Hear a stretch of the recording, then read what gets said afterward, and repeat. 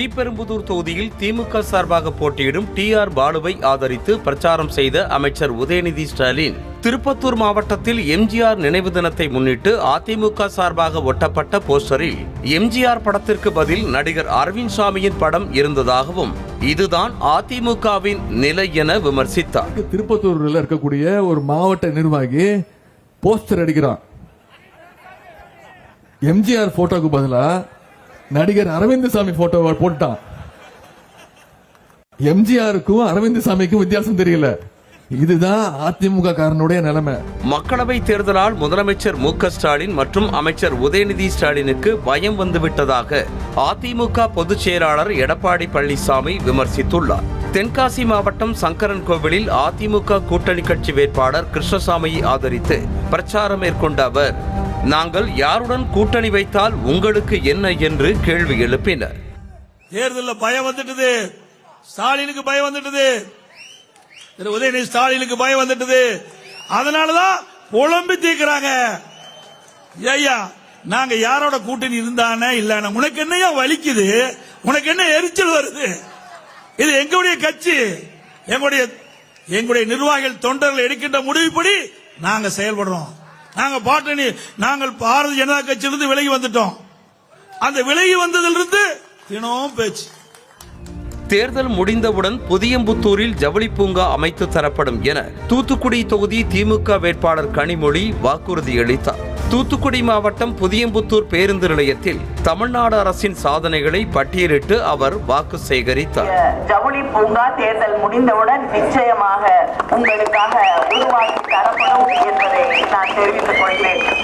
கோவையில் என்ஐஏ அலுவலகம் திறக்கப்படும் என கோவை தொகுதி பாஜக வேட்பாளர் அண்ணாமலை தெரிவித்திருக்கிறார். வேட்பாளர் அறிமுக கூட்டத்தில் பேசிய அவர், கோவை குண்டுவெடிப்பிற்கு முதலில் கண்டனம் தெரிவித்தது ஜமாத்தான் என்று கூறினார்.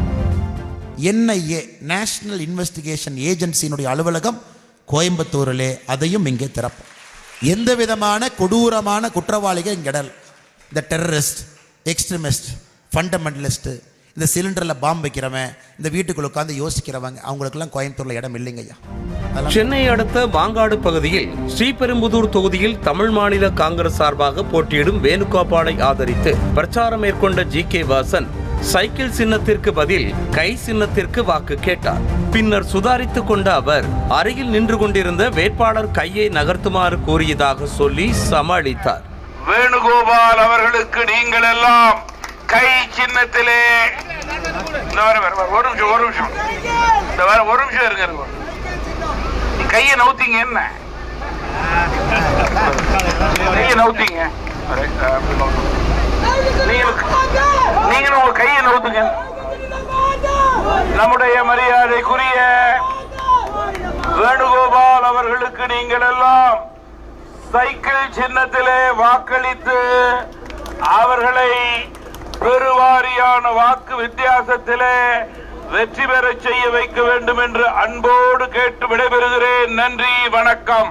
தேசிய ஜனநாயக கூட்டணி சார்பாக தேனி தொகுதியில் போட்டியிடும் அமமுக வேட்பாளர் டிடிவி தினகரன் ஆண்டிப்பட்டி சட்டமன்றத்திற்கு உட்பட்ட பகுதிகளில் வாக்கு சேகரித்தார். அப்போது பேசிய அவர், திமுகவில் உதயா அணி, இதயா அணி என பல அணிகள் உள்ளதாக விமர்சித்தார். உதயநிதி ஒரு இடத்துல பேசுறாரு, ஐபிஎல் அணி மாதிரி அதிமுக அணிகள் இருக்கின்ற, ஐபிஎல் இருந்து உலகமே பாராட்டுகின்ற விஷயம். ஆனா திமுகவில் உதயா அணி, இதயா அணி, துர்கா அணி, மாப்பிள அணி, பேர அணி, போதை மருந்து அணின்னு தனி அணிகள் இருக்கு. செய்திகளை உடனுக்குடனும் துல்லியமாகவும் தெரிந்து கொள்ள சப்ஸ்கிரைப் பண்ணுங்க.